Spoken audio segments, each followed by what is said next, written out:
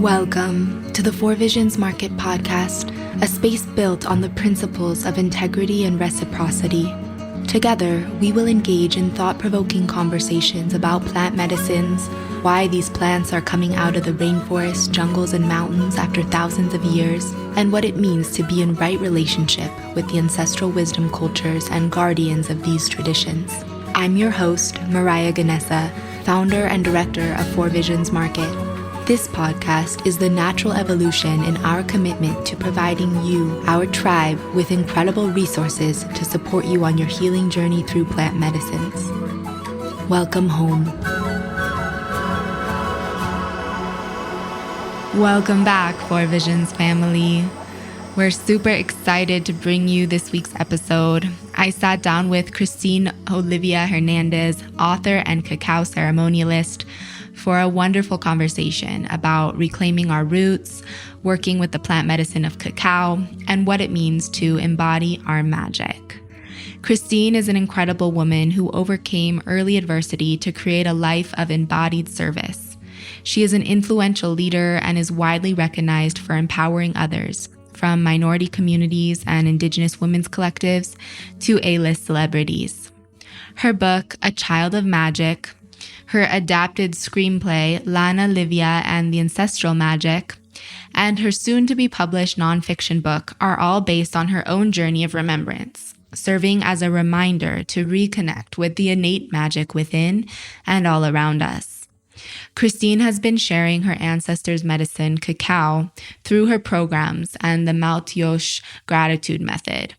She has reclaimed her ancient Mayan ancestry and is an incredible leader in the ceremonial cacao world, helping people to understand the history of colonization of this sacred plant tool and supporting in the resurrection and return to the sacred, ancient ways of how her ancestors have used this medicine for millennia. An established facilitator for healing and transformation, she has shared with Push Wellness, Alo Yoga, Yoga Journal, and multiple masterminds. With all her creations, she hopes to inspire others to tap into their magic and live in their truth. Christine is magical and radiates a loving, wise energy. Thank you for tuning in and enjoy today's episode all about Cacao Cita. A quick word from our sponsors before we begin this episode. When working with powerful plant allies and teachers, we're given a new awareness and a deeper understanding of ourselves, the world around us, and the energies in our lives. One of the most challenging parts of working with plant medicine is integrating the experience. In ceremony, our plant teachers show us the path, but it is then our responsibility to take action in our daily lives. Mushroom microdosing has helped me tremendously in this process, allowing me to keep messages and insights from ceremony in the forefront of my awareness. This is key in the integration process because it helps us to bring the technology of the ancient wisdom we receive through ceremony into lasting, sustainable transformation and change. If you are looking for the right place to source high-quality, ethical, made-in-prayer mushroom microdoses, look no further. Four Visions Market is proud to endorse Connect Chocolate in their 30-day microdose protocol.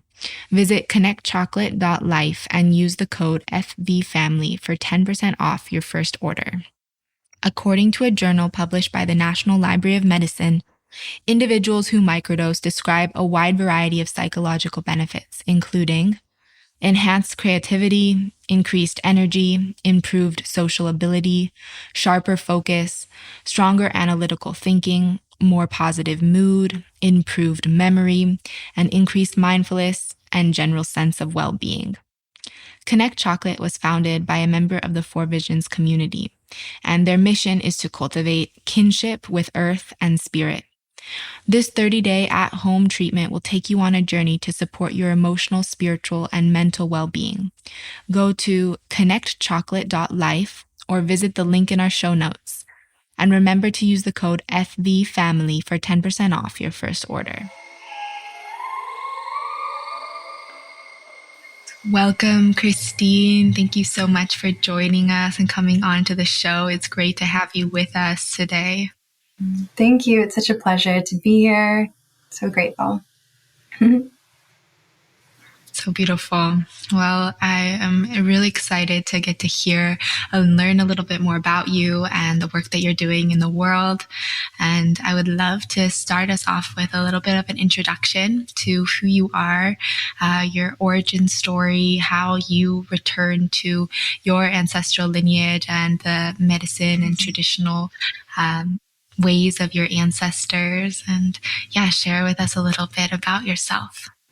So my name's Christine Olivia Hernandez, and I am an author. I am a magical being on this path of remembering, and the first book that I've written is called A Child of Magic, and it's about remembering, and it's about connecting to our magic, remembering that we all come from magic and we forget through the human experience. But, the elementals, our ancestors, the magic is there whispering to us, reminding us of our connection. And so the character comes back to that connection later on through that journey. I'm also writing my second book that will be published with Hay House next year, early next year. And that is a book on gratitude, on also remembering our roots and connecting us to ancient wisdom, the Mayan wisdom. I created something called the Maltyox method, which is Maltyox means thank you in Mayan. So it's this gratitude method that helps us to get out of our head and come into our hearts. And we work with the Mayan Cacao, with meditation and movement to do that. And I feel like everything that I create and bring forth is all weaved with gratitude and with remembering and with magic. And my lineage is of Mayan, so I'm of Mayan descent. My father was from Guatemala, so there's that. Also, my mother is Mexican American, so there's Mayan from that side as well, and then European, right, and American. So I'm a big mix, and I'm very much connected to my Mayan lineage with the help of ceremonial cacao, that coming into my life, that bridged me back to that connection, to those roots, in particular, to that lineage. My ancestors, the Mayan ancestors, have been working with cacao for thousands of years, right? For our remembrance, for ceremonial purposes, for medicinal purposes, for everything between life and death, for celebration. It also supports our hearts in so many different ways. So also for the grief process, also for gratitude and remembrance, right? It's considered that heart medicine, not only because it's heart healthy, but also because you can feel your heart like opening up when you're with that medicine. So, yeah. Thank you. I love that. So tell us a little bit about how you started working more with the ancestral ways, as well as just the evolution of your spiritual journey. Did you grow up being connected to the Guatemalan cosmovision? Was it a return and a reclaiming that took place? If you could go into a little more detail about how this connection has developed and been cultivated. Yeah, that's a great question. And it's absolutely reclamation work and a returning back to. And it's been such a process. So, no, I was very disconnected to my Mayan lineage and my roots and my Guatemalan lineage as well. The whole thing. Also, any indigenous roots, whether that was Mexican or Guatemalan, very disconnected and very much in my 20s in the numbing place and space of being because of that pain that is created when we're so disconnected from our roots, when we're disconnected to our truth and our magic and our wisdom, right? So I was very much numbing that pain. And it wasn't until actually I discovered yoga where that opened me up a little bit. And I think that's so important to note because when it comes to our own traditions, our own cultures, our own medicine and our magic, there can be so much trauma. There is so much trauma around it, especially speaking from my experience. There's so much generational trauma, right? We have colonization that made it very difficult to connect to our indigenous roots. It made it dangerous, right? We could be killed or prosecuted, persecuted, so many different things made it so dangerous for us to connect. And so my elders and my relatives were very disconnected from their roots as well. And they were very religious. There's a lot of dogma. My grandmother was very Catholic religious. So there was that. And what can happen is it can be really easy to connect with other people's traditions and cultures. And so for me, it was very simple to see that yoga was this like beautiful thing. And I wanted some of that way of being and that way of healing. And it felt really beautiful. And so practicing yoga felt really good and expansive. And there was no trauma around it. So it was very simple and easy for me. So I went to a yoga teacher training many years ago, and I was introduced to Mayan Cacao from Guatemala. And that changed everything because I wasn't just in a yoga teacher training. I was in mystical yoga teacher training, shamanic yoga teacher training. And I didn't really know the difference until I was actually, put in it. And so I'm on a journey with this beautiful cacao, and instantly I'm reconnected to my heart and to my ancestors, to my lineage, to that Mayan ancestry. So yeah, so beautiful how it began. Interesting. I love that. And then from that point, you went journeyed back to your homelands and reconnected with some guardians and wisdom keepers of the cacao. Exactly. So that just was the beginning of the path, which led me to wanting to connect with this plant and also the land, because my father's side, who was from Guatemala, they've all passed away. He has passed away. He took his life when I was about 22. So I felt that I lost that ability to connect with that side of me completely. So with the cacao, it's like, wait a minute, I have something more to connect with. There's something deeper here. And so just taking little baby steps, finding that I could connect to my ancestors, I could connect to the land, I could connect to the cacao spirit, herself, and to spirit in this way. And yeah, I would journey there, and I travel there once a year so I can connect with the land and connect with the trees. And that's where I source my cacao so that I can share cacao and know where it's coming from, know that it's being harvested in a good way, that it's being made ceremonially, made with love and intention and that thoughtfulness, and made in a right way, and know that the women are being taken care of. And so I work with the Women's Collective in Guatemala. And also I'm connecting more and more with my, Mexican side as well. So I work with a farm as well, a family farm in Mexico. So I get cacao from Mexico as well as Guatemala, it feels really beautiful and really balanced to connect with both of those sides. Yeah. Mm-hmm. Lovely. And I love that this is happening more and more of people with indigenous ancestry reconnecting with their cultures after their parents' generation and grandparents' generation, really going into this place of complete disconnection out of fear, out of all of the trauma that occurred there. But then this generation that we are, is there's so much reclaiming, and there's so much returning, and it's full of so much hope, and not just for indigenous people. People are reclaiming their ancestry, reclaiming the stories of their ancestors from all walks and all lineages and races. And I do feel like it's a crucial part of this evolution of humanity's consciousness and this great wave of healing that's taking place on the planet. First, we have to return. We have to go back to our origin, where we came from, and learn the stories of our grandfathers and our grandmothers, and heal the wounds that have been covered and not tended to for centuries and generations and generations. And so this process of going back to our homelands, or simply connecting with the traditions of our ancestors and the ones that walk before us, the ones whose blood runs through our veins, it's just so beautiful and really, really inspiring. Every story I get to hear of this, it just lights me up and gives me so much hope for what's to come. Yeah, absolutely. And it's so important for us to all remember that we all have roots that are native. Like, we're all native to this land. We are all from the same human race. And so it's so important, because when we trace our roots back and we, go past certain things, like for me, it was going further back after Catholicism and my grandmother connecting with that religion. It's like, okay, we get to go pre-colonization, pre-dogmatic religious ideologies, and go further back to connect with the wisest of the ancestors, the ones who were connected to all things, who knew the connection and how important it was to be connected to the heart of the earth, the heart of the sky, to the trees, the waters, to each other, to all living things, and knowing that we're in this living ecosystem and connected to the web of life.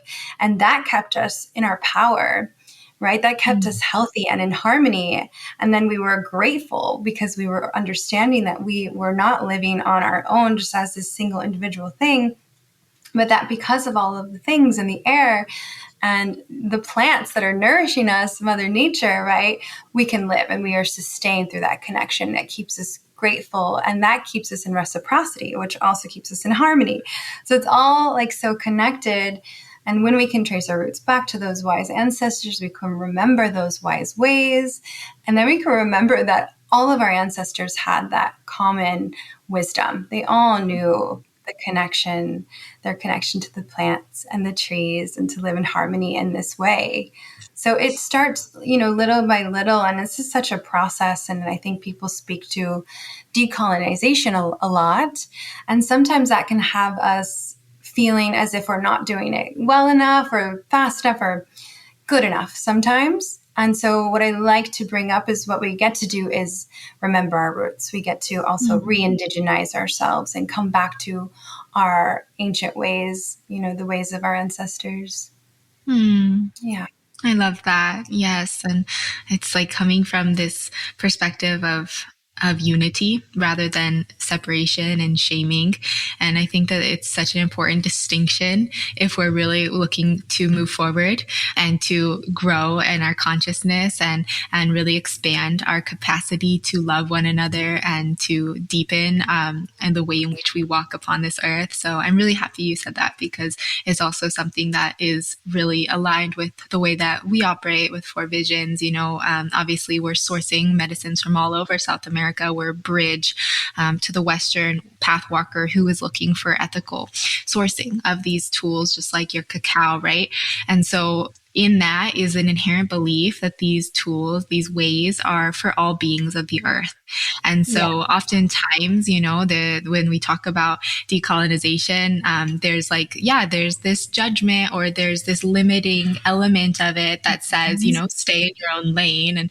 And of course, there's wisdom, and the teachings of decolonization are very profound and are an important element to integrating a consciousness and awareness to the ways in which we interact with traditions, especially traditions that are maybe not our own. But then, yes, there's this other prayer, this prayer of coming together as a global family and as unified in being children of the Earth Mother and children of the plants, and that we really are one race, and that is like the new vision. That's the vision of a prayer that I've been cultivating, that the people in the world that are cultivating that are like holding this beautiful prayer for the healing of humanity. And to really heal, we have to get out of our own way and get out of the limitations of our own mind. And so that also requires this evolution of the way that we have perceived our own traumas and even pain. Yes, absolutely. And it all starts with coming back to nature, right? To remember our roots, we go back to nature to remember our connection to all things. And that's how we start to open our hearts, open our ears, open our body to remember these ways. And the plants are there to remind us. That's literally why they exist, it's part of why they exist, is to remind us of who we are. Like, they're speaking to us through these beautiful plants. The ancestral plants are there for us. So cacao is one of those plants. And that's like one of the most, simplest and gentle ways that we can remember. It's like that grandmother essence and energy that she holds, that holds you unconditional, and that loving energy and that sweetness, right? And there's also that little bit of bitterness with the cacao naturally. That feeling that you have afterwards that washes over you, that feels like that warm hug and that super sweetness. And there's so many plants that we get to connect with. And when we know, which plants our ancestors worked with, that can really support us. That those plants are the ones that are there to support your ancestral plants that your ancestors used to work with, right? And there's so many different ones, but ones that are like universals is the mushroom, right? Mushrooms grow in all parts of the world. Psilocybin, right? There to remind us. And there's so many others that call to us, like the beautiful medicine of cacao that is calling to people in all parts of the world. That's why everybody knows what chocolate is. It's this loving thing. And even in its essence, even when you have it in a chocolate bar, you're still feeling that little essence of love. And that's why it's like used for holidays and Valentine's Day to, right, symbolize this loving thing. But when you have it in its purity and its essence, it's literally medicine. It's like magical heart medicine and has all of these beautiful healing properties. But there are so many other beautiful plants that are also there to remind us of our magic and shift our consciousness. There's like the lavender that's consciousness shifting as well, and also very relaxing, and so many people's ancestral plant as well.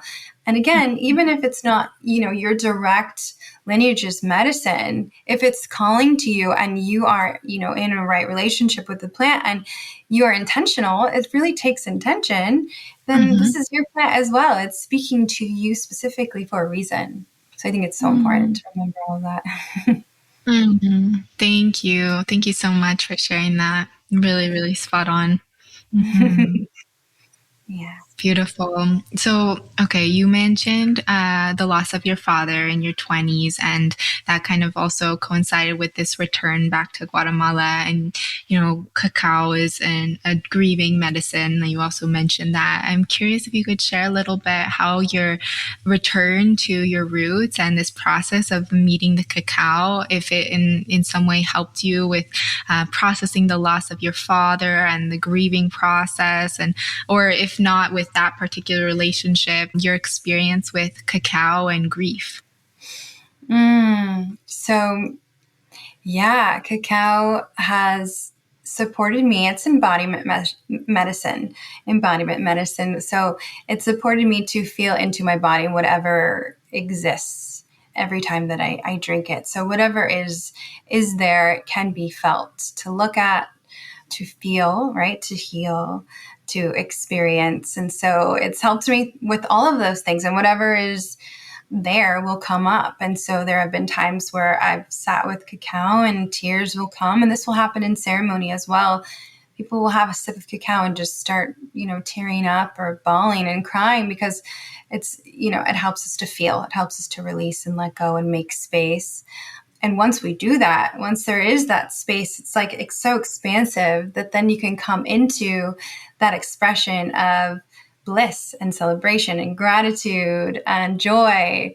So it's helped me absolutely in the grieving process and being able to sit with my feelings and feel held and not also alone, and to know that it's a human emotion that we all get to feel. And we're all, I feel like, weaving through grief and gratitude all of the time, because there's so much to grieve. Even if it's not something we're personally going through, there's a lot to grieve for the collective. And so when we're in ceremony, or we even make it, part of our own just ritual with ourselves, there's much to grieve and to move through. That can be an intention where you're wanting to hold, the collective's process as well.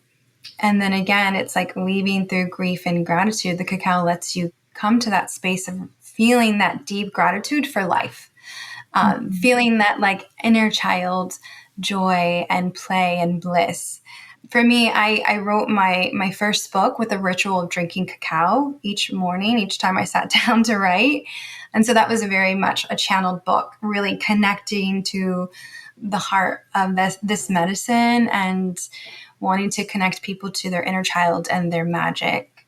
So again, it can be worked with in so many different ways, able to hold us through all of the things. And because it's so gentle on us, it's something that we can walk through in life, right? There are some medicines, I think, that are very intense for the nervous system, for the body, and those are absolutely necessary at times. And however, right, they're being used in a way that isn't so healthy for the ecosystem or isn't so healthy for our bodies. So really coming to the gentle plants and noticing how does your body feel with this plant is super important. Mm. Yeah. I love that. And one thing that, really comes is just like this idea of plants as allies, right? So that what we can turn to them in these moments where we need support, where we need strength, where we need companionship, and they're there. They're always there to hold us through whatever our process is. And in this path, we need allies. We can't do it alone. And every time we fall into the illusion that we're alone, we suffer. And so the door through is always to look for our allies and to look for the support and the guides through the plant kingdom, the animal kingdom on this earth or in the celestial plane. And so essentially, the cacao is such an incredible access point, and it's like easy for people to access. And I love that you just mentioned even in like a chocolate bar, you can feel like the way that we feel and the way our relationship is with just any sort of chocolate, processed chocolate even. Right. It's we love that love is there, and it's like that speaks to the power of this plant. Now, the other side of it, right, is in respecting and maintaining the power of the plant and the sacredness of the plant. And that's one thing, like you mentioned, when we drink it in its purest, raw or ceremonial grade, where it's processed in a traditional way, that's where we can access the full capacity of its medicine. And in today's society, this over commercialization of cacao has created a lot of impact, in the not only to the plant, in as far as lowering its vibration, lowering its frequency and its healing power over time, but also to the ancient communities that have stewarded this plant for millennia and the ways in which they were affected by the cacao commercialization process in the Western world. So I'm curious, you know so much about cacao, you have your courses about cacao. I would love to hear from you a little bit more about the history of cacao and, anything that you feel called to share with us to help to give us a greater picture of the sacred cacao medicine and the journey that it's been on over the last 300, 400 years. Yeah. So when we have cacao in its pure form, right, it's retaining all of the living enzymes, all of the health benefits, all the living properties that help us to feel good on a physical level. But on a deeper level, it's allowing us to have access to feel more deeply into our hearts, to feel into our emotional bodies. And there's all of these beautiful properties like anandamide, which is the bliss molecule. Ananda in Sanskrit means bliss. There's theobromine that gently energizes the body. There's magnesium, which in the Western world we're incredibly deficient in, and that relaxes our muscles. It helps to feed our brain. There are PEAs and MAOs, and that helps us with our serotonin and our dopamine levels. So many people will even get off of antidepressants, and I'm not a doctor, so don't, take this out of context, but they will use the medicine, the plant, because it'll support them in feeling better, in feeling more bliss, feeling joy, and all of these things. And so, it's this beautiful property that has vitamins and nutrients and antioxidants. It's a powerhouse in antioxidants. So it's literally this superfood that is also this beautiful spiritual aid, and has been used by the Mayans, by the Aztecs, by the Olmecs before all of them in ceremonial gatherings and ceremonial ways, but also in medicinal ways. This is like plant medicine, right, that helps us to feel better, to open up. It does so many different things to us, especially when we sit with it in an intentional way. It's a different energetic process that's happening when you sit with it versus when you drink cacao and you go about your day, because it can absolutely help you with creativity, with your work and your flow.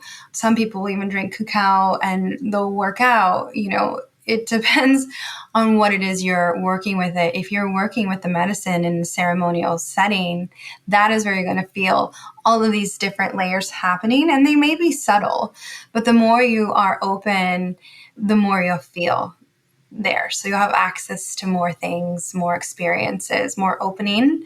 And again, it just every day you sit with it, it's a different experience too. I mean, every single day is a little different. It shifts. You're different. You're expanding. You're opening. And so it's with your intention that you can have different experiences, magical experiences in this space is where miracles can happen, is where magic can be felt with this plant. So yes, the Mayans were working with the medicine in ceremonial ways, in medicinal ways. It was even used as currency at one point, which is such a beautiful way to make an exchange because you can't hoard cacao, right? What a beautiful currency to have, because you would have to work with the cacao and consume the cacao at a certain point because it only lasts for 2 years-ish. So there would be no hoarding. It's such a beautiful way, I think of it. And it was considered like gold. Yeah. And then what happened? I mean, colonization. So when the Spanish came, they saw this cacao. And the first time they saw cacao, they tried the cacao, but traditionally it was drank bitter and with spices. So it was like this spicy, bitter drink. And for our Western palates, that would be really intense. And for the colonizers, it was too bitter. So they threw it off. But then they discovered sugar. And then if you added sugar to the cacao, you could make chocolate. And so what happened is that they took cacao from the Mayan people and it blew up in Europe. It became this amazing chocolate thing, but commercialized thing. And so you see a lot of times people think that chocolate comes from Europe. They're like, oh, the Belgium chocolate, right? Or whatever, Swiss chocolate. That's like a big thing. And all of that comes from Mesoamerica. Cacao is native to Mesoamerica. So it's this crazy thing. And then it was taken away from the Mayan peoples, where it made it actually very dangerous to work with the medicine in a ceremonial way, right? Because that would be considered witchcraft to the colonizers, to the Catholics, to the evangelics. And even to this day, it wasn't even 3 years ago when there was a Mayan man who was burned at the stake for being a medicine man. And he worked with different herbs, different plants, different things. And one person who happened to have worked with him passed away maybe shortly after he, worked with them, and they burned him for that. So this is not that long ago where the Mayans, have been persecuted for working with this plant. And so for many Mayans, they don't even know the power of cacao. There are one source of cacao that we work with in Guatemala, because I work with the Guatemalan cacao and also cacao in Mexico. But in Guatemala, the Mayans didn't even know what they could do with their mills. They didn't know that they can use their mills and process their cacao. They were just using it for corn. Yet cacao has a lot more health benefits and is this beautiful thing that people are wanting. And they didn't know that they could use, their plants, their cacao plants and those trees and make chocolate with that, make cacao paste with that. And so the Women's Collective is beautiful because we're bringing that ancestral plant magic, that medicine, back to the Mayan people and reminding them of this medicine and this power of cacao. And so it's such a beautiful thing, not only when we're working with ceremonial cacao and cacao magic. It's like we're not only empowering ourselves, but we're also empowering the Mayan people to remember their roots as well.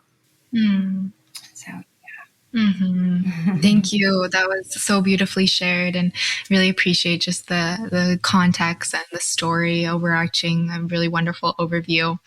So I appreciate that. Yeah. And so true and so beautiful. It's this restoration of the sacred cacao and restoration back to the original stewards, the original carriers of this sacred plant. And still to this day, the majority of cacao or chocolate that you find in the grocery stores is coming from sources that are not ethically sustaining the communities or the earth. And cacao to this day is being severely abused as the sacred plant spirit that it is.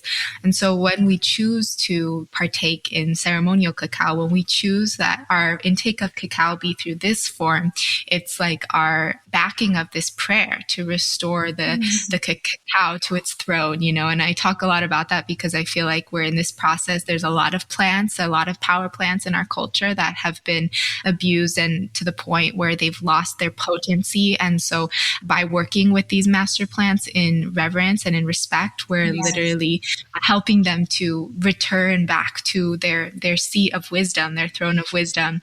And so I definitely agree with, choosing the ceremonial cacao, integrating it into our lifestyles, especially because, we love chocolate, right? We're going to eat chocolate regardless. So if we can utilize our consumption of chocolate in a prayerful, ceremonial way that brings healing to ourselves, to our bodies and spirits and minds, and then as well to the original stewards of this medicine, it becomes so much more impactful than just purchasing any chocolate bar. So it's really so beautiful the way in which there's like so many different layers, and it extends, right? One purchase of a block of ceremonial cacao, the impact that has, it's so many multi-layered and multifaceted. Yes, not only are you getting Criollo cacao, which is the best type of cacao you can get, it's, the origin cacao, but you're also supporting so many different people in the process.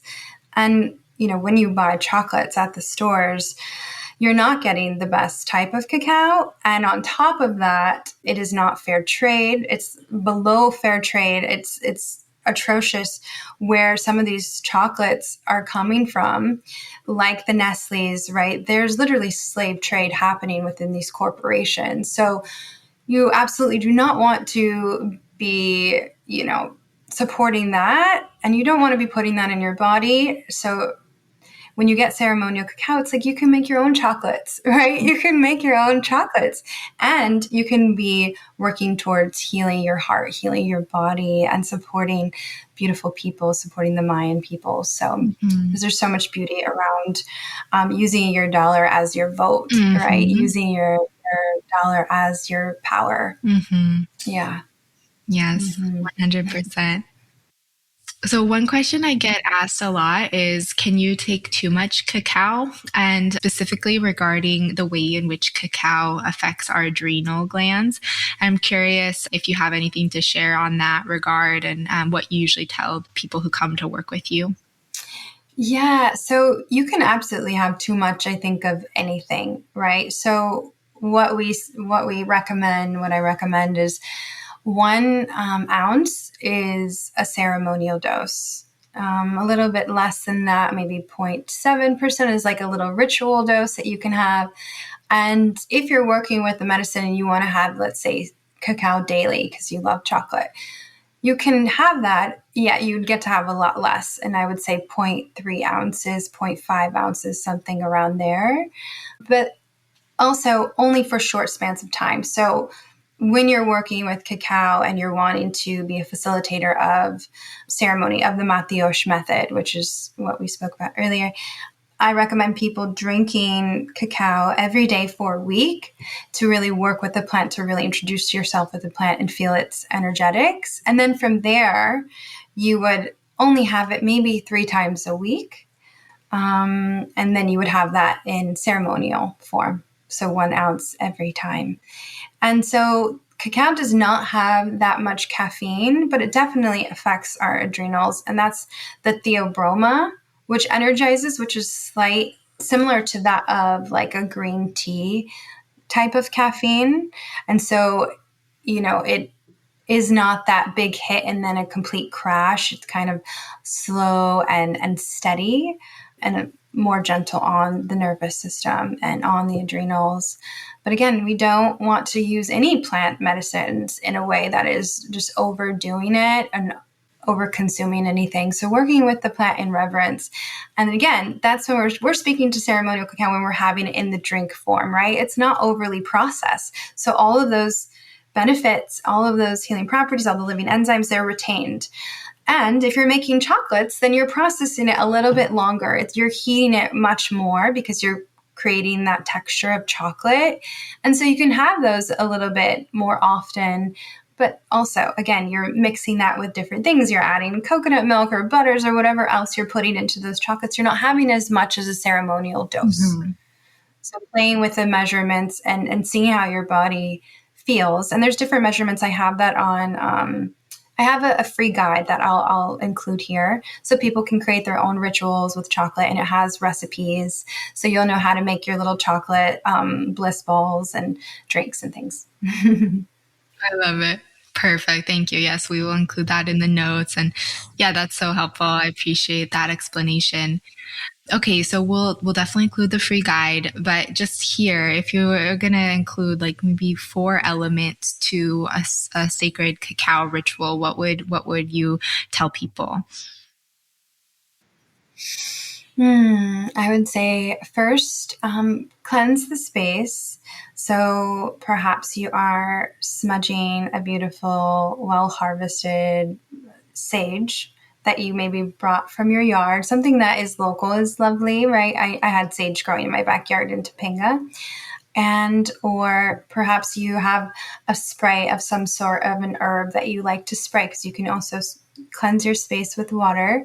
But really, creating a sacred space includes some type of clearing and cleansing of the space. And then, you would want to set an intention.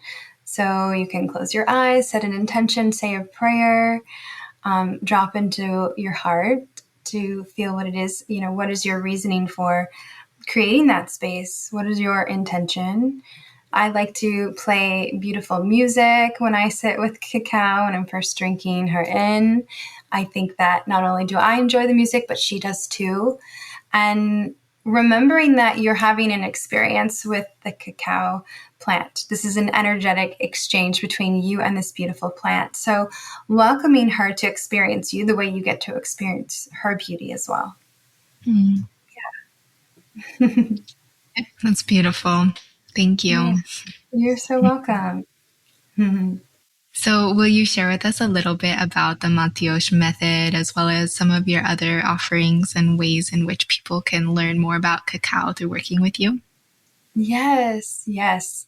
So the Mathios method, Mathios means thank you in Mayan. So it's a gratitude method. So with Mayan cacao, we can drop into the body, into the heart, see what is there, and also make space and feel into expansion through meditation and then movement as well. So we will meditate, we'll journey with the plant after we drink cacao, and then we will come into an expression. And usually we shake also to, support that release and making space. And then we'll come into the expression of what it is we are feeling with gratitude. So, yeah, that can look like so many things. And we also like to invite in an element of inner child connection and letting the inner child express whatever is there for him or her to feel, right? So yeah, that's what it looks like. I've also, I have a couple books. Child of Magic is already available, and that's a way to tap into the magic, to remember your magic and connect with your inner child in a really playful way. I feel like a lot of times inner child work can really be intense and really hard, and there's a lot of grief there, and that is there, and it can be really playful and really fun as well. And so I wrote that book so that you could feel held and also feel expansive and playful too. My next book is actually coming out next year, 2024, in the summer. It's being published with Hay House, and it's a book on gratitude and remembering our roots, Mayan wisdom, and embodiment practices. So yeah, so people could remember with me. And also, I also have something where I created something called the United Natives Movement, so that we can remember our roots together. So you can join that. That's a hashtag, or you can see that on my Instagram. But that is leading people to come to the United Natives Collective so that we can come together and remember together in community and in this collective. Yeah. And my Instagram is Christine Olivia _. So you can find me there. Or IamChristineOlivia.com is my website. Different ways. Amazing. Okay, well, we will definitely include all those links in the show notes, ways in which to get to know more of your offerings and all the beautiful work that you're doing. I did also want to ask you a couple more questions. So, if you have the time, I would love to go a little deeper into this concept of remembering our roots because Yes. you've mentioned the word remembering a few different times throughout this conversation, and I feel, that that's a word that holds a lot of passion and prayer for you. And so I would love for you to expand on this concept of remembrance, what it is, and how we can do this, as well as to go a little bit more deeper into this movement that you're dreaming up. Mm. Yeah, so remembering our roots. I mean, there's so much to say. We get to know who we are and remember and reclaim all parts of ourselves. That includes body, the mind, the soul, connecting to the ancestors, remembering how to connect to others outside of us in a good way, connecting with the elementals, with the magical worlds and realms, connecting to all things so that we can heal ourselves and feel ourselves in our wholeness and our fullness and our completeness. And, it's a whole process. I feel like it's a life process of coming back home to ourselves and remembering that we are one with spirit and one with all things. Yeah, it starts, I think, little by little. And it's such a process, but we get to really know our roots and come back to the connection with the ancestors first and foremost, because they're living through us as well, right? Their blood is our blood, and their wisdom and their magic is running through us. And that can help us to heal and to empower ourselves. That'll help us to empower and feel our full power get turned on.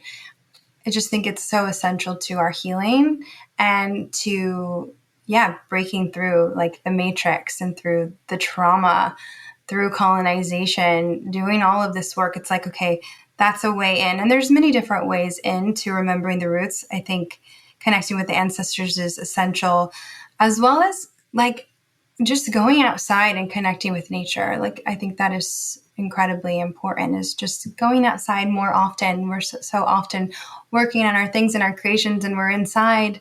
And it's essential for us to be out in nature and listening and remembering, because there is wisdom, and those are our ancestors as well. The trees and the plants and the mountains and the rocks, right? The elementals are there. So the more we're out there, the more we can receive that. When we're inside, we can't really hear it all.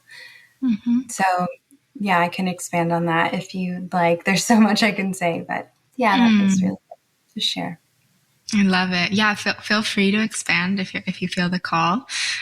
One thing that I just love is like this concept of remembrance, because we, in our Western mind, in our psyche, we always think we have to like learn and accumulate information, and it's already there, right? It's been here since the beginning of time, and this is the blueprint Yes. that has been left to us by the ones that have watched the seasons turn for thousands and thousands of years, and like the stone people, the waters, nature Yes. that has bared witness to the evolution of human consciousness and the evolution of the planet's consciousness for millennia. And so within that memory lies that blueprint and that guide to orient us to where we're going. And so I'm so happy you brought in this concept of looking to nature and connecting with nature, because Yeah.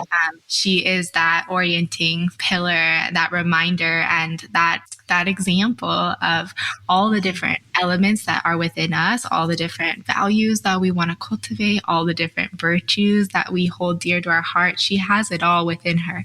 And so by observing her, by getting to know Yeah. her and having a more intimate relationship to her, we unlock this remembrance. And it's so simple. We make it so Yeah. complicated, Yeah. but really it's like, it's as simple as going and sitting with a tree and communing with her roots and the divine wisdom and messages that she Yes. has for us. So, yeah, I Yeah. love it. Mm-hmm. Yeah, it happens at different times and in different ways, and different layers start to unravel or deprogramming at the same time. When we simply go out into nature, all these things will start to happen, deconditioning ourselves. Yeah, we get to simply yeah, go out there. It is the simplest thing, yet there's all these other parts, that have filled us and made us forget. And so the remembrance process is like, it's a lifelong process. And so you're doing it just perfectly, right on time.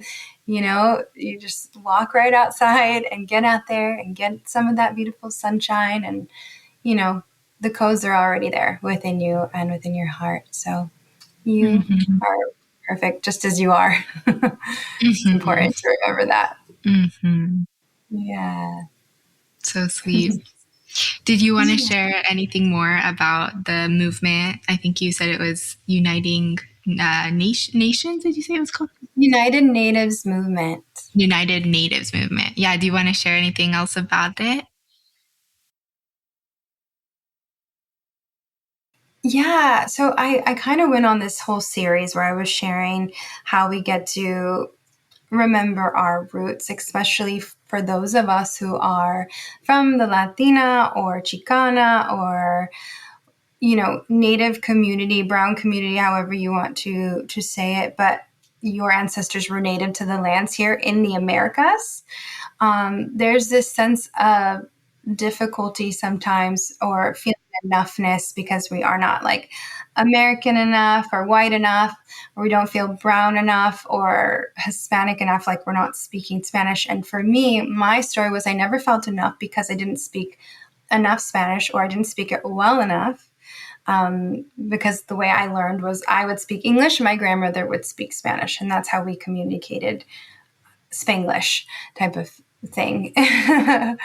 And so I know for me, it had felt difficult to connect to my roots. And then there was this huge piece of where she didn't understand her Indigenous roots at all because that was taken away from her. And so I wanted to start with reminding those of us who are native to these lands that we get to remember where we came from. We get to remember the wise ways of the ancestors pre-colonization, and start in like these littlest of ways of just sharing different ways of how you connect with your ancestors. So yeah, I created this movement, and it's just up and running like today, where I'm really sharing more deeply and getting others to share.